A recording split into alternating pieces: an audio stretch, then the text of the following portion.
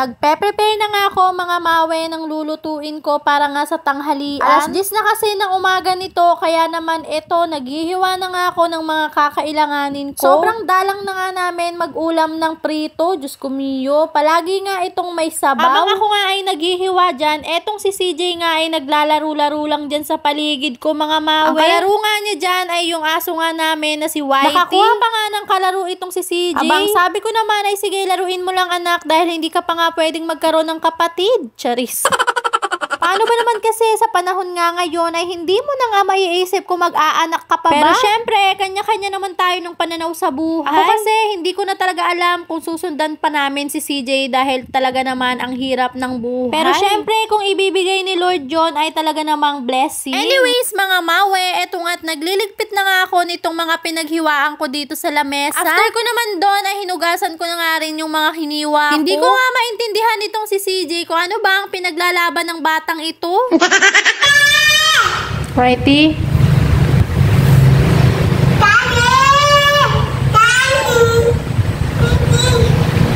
Pasensya na kayo mga mawe, hindi ko na nga na-videohan kung paano ko nga ito niluto. Siguro naman ay alam nyo namang magluto ng sinampalukang manok. Charot.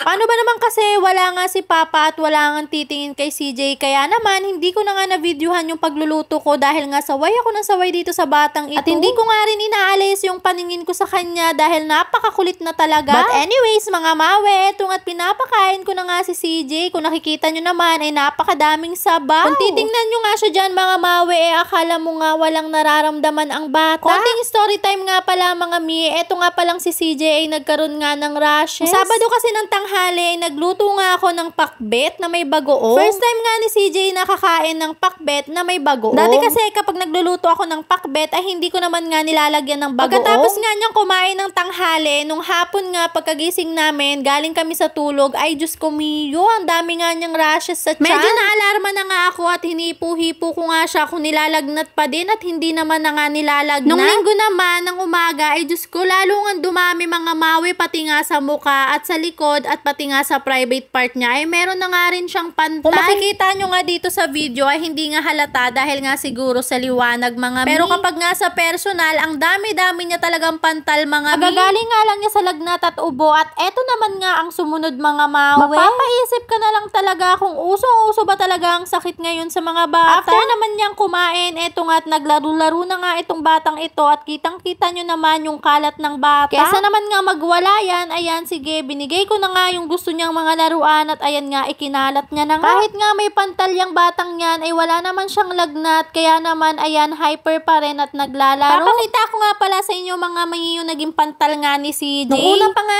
akala nga namin ay tigdas hangin. Pero nga dahil hindi naman nga siya nilalagnat, feeling talaga namin ay na-trigger nga ito sa bagoong. Lalo pa nga dumami yan mga minong linggo ng gabi. Wala naman kasing pedya kapag nga Sunday, kaya naman pinagpabukas na nga namin yung pagpapacheck up sa kanya.